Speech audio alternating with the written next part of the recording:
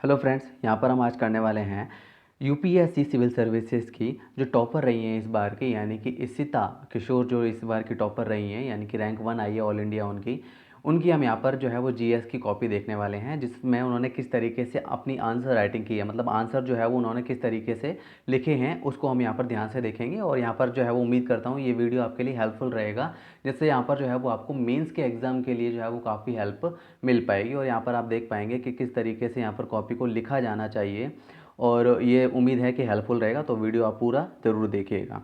तो यहाँ पर आप देख ही रहे हैं कि इसमें यहाँ पर आपको जो पेपर है ये 3 घंटे का होता है और इसमें 250 मार्क्स का ये पेपर होता है। ये छोटी डिटेल्स हैं जो पता होंगी आपको। ये यहाँ पर जो है वो आप देख रहे हैं, ये इनकी इंग्लिश, यहाँ पर जो है वो इनका जो मीडियम है वो इंग्लिश रहा था, यानी कि इंग्लिश में यहाँ पर इनकी कॉपी है। इसको यहाँ पर हम पूरा देखेंगे।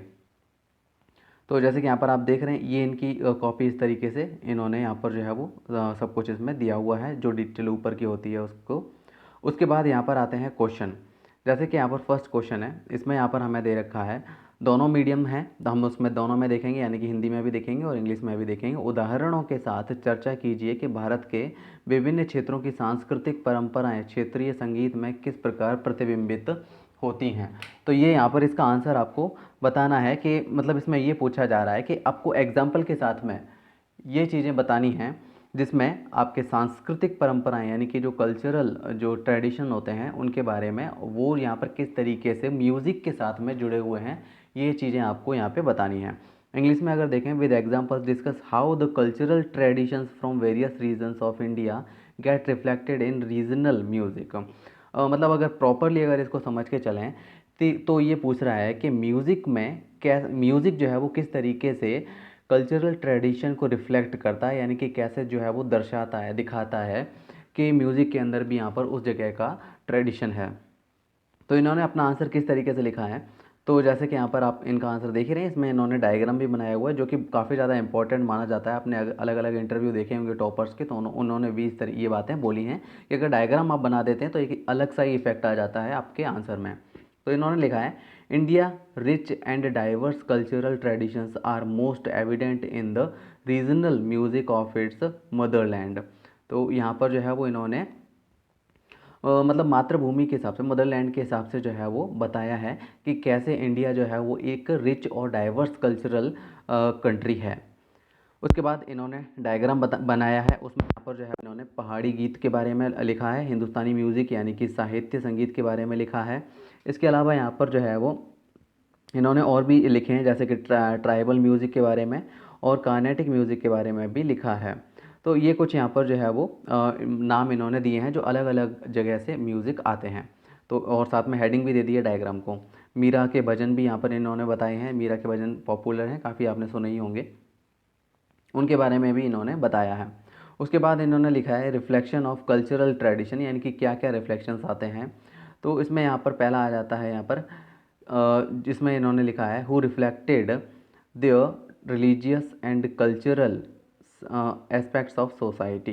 कार्टेटिक त्रिरत्न जो है वो इन्होंने लिखा है। इसके बारे में जैसे कि यहाँ पर आप ट्रायंगल बना के यहाँ पर त्रिरत्न को अच्छे से समझाया हुआ भी है इन्होंने, ये यहाँ पर आप देख पा रहे हैं।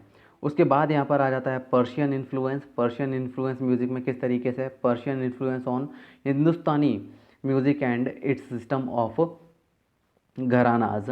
तो पर्शियन इन्फ्लुएंस किस तरीके से आता है ये भी है। भक्ति मूवमेंट का म्यूज़िक पे क्या असर हुआ, इसके बारे में भी इन्होंने बताया है। Bhakti movement spirit of ending caste differences. तो कास्ट डिफरेंसेस को भक्ति मूवमेंट में जो है वो काफ़ी चीज़ें उसमें ख़त्म हुई थी, यानी कि यूँ भी कह सकते हैं कि कम हुई थी, जिसमें मीराबाई के भजन भी यहाँ पर आ जाते हैं, फॉर डिवोशन टू कृष्णा। फिर आता है tribal music. Tribal music of eastern India which exhibits their daily activities और कंसर्न ओवर नेटिव। तो ये यहाँ पर इन्होंने बताया है एट सैक्रेड ग्रूव्स। यहाँ पर जो पवित्र चीज़ें, यहाँ पर जो ट्राइबल जो है वो म्यूज़िक को पवित्र मानते ही हैं, आपने देखा होगा इन चीज़ों को। तो इस चीज़ के बारे में भी इन्होंने बताया। इसके अलावा यहाँ पर पहाड़ी गीत, यानी कि स्टार्टिंग में इन्होंने जो जो पॉइंट्स लिखे थे उनके बारे में थोड़ा सा डिटेल से समझा दिया है। इससे काफ़ी जो है वो इनके आंसर पे असर पड़ता है। In the Himalayan states reflect their way of life, यानी कि पहाड़ी गीत जो है वो यहाँ पर वो कैसे पहाड़ों में जीते हैं वो चीज़ें दिखाता है, शो करता है। चमोली डिस्ट्रिक्ट में उत्तराखंड में जैसे कि ट्राइबल है, उनके पहाड़ी गीत यहाँ पर आप सुन सकते हैं। उसके बाद यहाँ पर कंक्लूज़न में इन्होंने लिखा है, the recent proposal for museum for Carnatic music reflects their importance to break free from colonial mindset. यहाँ पर जो है वो कैसे जो है वो लोकल म्यूज़िक जो है वो हमें पुरानी परंपराओं या यूँ कह सकते हैं कि जो हमें ब्रिटिशर्स के अंडर जो हम रहे थे उससे छुटकारा दिला सकता है। और इसके अलावा भी यहाँ पर इन्होंने अच्छे से आंसर को जो है वो दिखाया हुआ है। इसके अलावा यहाँ पर जो है वो और चीज़ें जैसे एनसीसी, एनएसएस, एनवाईकेएस यूथ में इन चीज़ों को मतलब एनकरेज करना, बढ़ाना इन चीज़ों को, इस बारे में भी इन्होंने बोला है। तो ये इन्होंने जो है वो कुछ इस तरीके से अपने आंसर के बारे में बताया है। अब यहाँ पर जैसे कि सेकंड क्वेश्चन देखेंगे तो सेकंड क्वेश्चन में इसमें पूछा है, श्रमिक वर्ग के आंदोलन के उद्भव पर प्रकाश डालते हुए भारत के स्वतंत्रता संघर्ष में उसके योगदान की विवेचना कीजिए। यानी कि कैसे मज़दूरों ने जो है वो इस ये आंदोलनों में भाग लिया और कैसे उनका योगदान रहा, इस बारे में बताना है। Highlighting the emergence of the working class movement, discuss it's contribution towards India's freedom struggle. तो इंडिया के फ्रीडम स्ट्रगल में जो वर्किंग क्लास था उसने कैसे अपना कंट्रीब्यूशन दिया, इस बारे में बताना है। तो इसका आंसर इन्होंने लिखा है, India's freedom struggle involved various sections of society whose sacrifices ensured our trust with discovering destiny in 1947। यहाँ पर जो है वो कैसे जो है वो इस चीज़ के बारे में मतलब कैसे इन्होंने यहाँ पर जो है वो इंडियन फ्रीडम स्ट्रगल में जो है वो अलग अलग सेक्शंस ने काम किया था या यहाँ पर मूवमेंट्स में हिस्सा लिया था, उसके बारे में शुरुआत की है। Emergence of working class, emergence कैसे रही उसके बारे में उन्होंने उसके बाद बताया है। और फिर उन्होंने यहाँ पर जो है वो इसको थोड़ा सा डिटेल में समझाया है, जिसमें यहाँ पर ये वाला पॉइंट जैसे कि यहाँ पे इंपॉर्टेंट है, देख सकते हैं, all India trade union league, ये वाला पॉइंट काफ़ी इंपॉर्टेंट है जिसको इन्होंने समझाया है। इसके अलावा नॉन कॉम्परेशन मूवमेंट में यहाँ पर किस तरीके से उन्होंने हिस्सा लिया था वो भी यहाँ पर समझा दिया है। तो इस तरीके से यहाँ पर मतलब पॉइंट टू पॉइंट एक मतलब फैक्ट के साथ साथ अपनी बात भी रखना, ये यहाँ पर मेन मोटिव होता है आपके आंसर का, यानी कि कोई भी यहाँ पर जो आंसर लिखेगा उसका। फिर उसके बाद यहाँ पर जो है वो मतलब इमरजेंस के बाद उन्होंने बताया कि क्या कंट्रीब्यूशन उनका रहा। तो कंट्रीब्यूशन में यहाँ पर आपको जो है वो अलग अलग यहाँ पर पॉइंट दिखाई दे रहे हैं कि किस तरीके से यहाँ पर जो है वो ये पॉइंट्स रहे कि उन्होंने अपना कंट्रीब्यूशन जो है वो दिया अपने फ्रीडम स्ट्रगल के अंदर, यानी कि इंडिया के फ्रीडम स्ट्रगल के अंदर।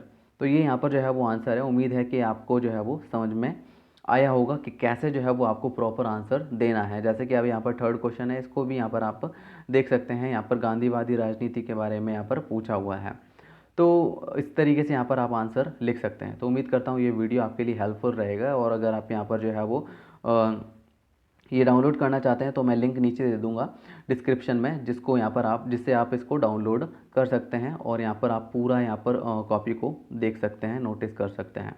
तो उम्मीद है कि आपको वीडियो अच्छा लगा होगा। अगर अच्छा लगा है तो चैनल को सब्सक्राइब ज़रूर कर लीजिएगा। Thank you.